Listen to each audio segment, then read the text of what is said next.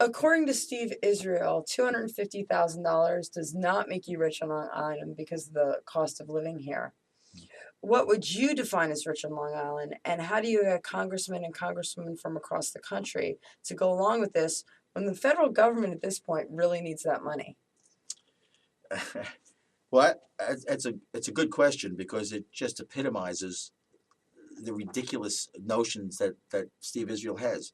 And I want to tell you, his answer in the debate was that $250,000 may be rich in some parts of the country, but not on Long Island, and that he fought to help the middle class and doesn't agree with Obama that we should pick that figure. His common sense idea, instead of taxing people based on what they earn, we ought to tax people based on what they earn, but factor in the cost of living and index it toward inflation, index it to the specific cost of living. Now that's pure common sense. Does anybody know what that means? I mean, what are you talking about? We should just tax people a different way so we can keep taxing them. And Steve Labate, Steve number 2, answered the same question. Yes, the cost of living is very high here on Long Island.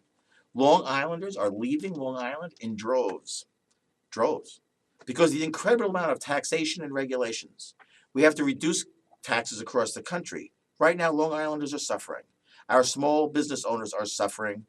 And my opponent put through a bill in Congress, but quite frankly, it's a typical ploy by Steve 1 because he put forth 215 bills to Congress, but only 2 have passed. Then Steve 1 said that's not true. Then Steve said, yes, it is true. But the reality is we need common sense, bipartisan solutions. We don't need partisan bickering. And yet, there they go bickering again. That's true, that's not true. My take on all this is that the federal government needs money. And why does it need money? Because it's so huge. The federal government is way, way, way above and beyond what the founding fathers had intended it to be.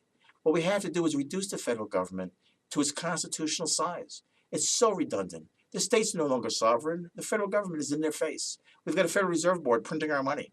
$40 billion per month extra just to put more money into the economy. What? That's why our credit is being downgraded. That's why our money is not worth what it used to be. In Franklin Roosevelt's time, sound as a dollar meant something. Now they laugh at us. Now it's won. Sound as a won is coming more into play. And that's because of us. That's because of the Federal Reserve Board and the Democrats and Republicans. What they do is absolutely reprehensible. And we're buying it because we're buying into the fact that we have to do one or the other. That either one is the only choice. And that's not true. It's not the only choice. And what they say, it's true, it's not true, and we should tax people. I have a novel idea. Why don't we not tax people on their income? Why don't we abolish the 16th Amendment, which instituted the income tax? Why does the federal government have the right to be in our faces to find out what we make, where we make it, how much we make, and penalize them if we don't divulge everything?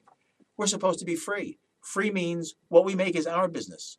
Okay, you need taxes. You need to have some taxes, and the Constitution does give Congress the right to raise taxes or to institute taxes. That's fine, but let's do it on a consumption basis or a fair tax or some way where it's actually fair. I mean, to tax billionaires and millionaires, which they go on further in the debate, which we'll talk about later. I just feel that the federal government should get out of our face and get out of the taxing business as far as income tax is concerned, and let the states be sovereign. Michael, on the issue of tax relief, the Bush tax cuts are set to expire at the end of the year. Those would affect a lot of Long Islanders making over $250,000. Would you vote to renew them at this point? Well, until we can eliminate income taxes, I say we'd have to vote to continue them. The changes that I'd like to make can't be instantaneously. It would throw havoc into the system. As bad as things are, we have to identify what we're going to do and then do them over a period of time, a short period of time. The Bush tax cuts are something that I think we have to continue. Steve Israel had said in the debate that, yes, he would continue them. And Steve Labate fumbled around and pretty much said the same thing. And I think that we would have to continue for the time being. But we really have to concentrate on really huge tax reform. And on the income tax, we should just eliminate it. It's not constitutional. It was ruled by the Supreme Court to be not constitutional, and yet there it is. And some people will argue that because it's an amendment to the Constitution, well, that makes it constitutional. No, I'm afraid that's not the case. We can repeal it, just like we did prohibition. and that's what should happen with the income tax.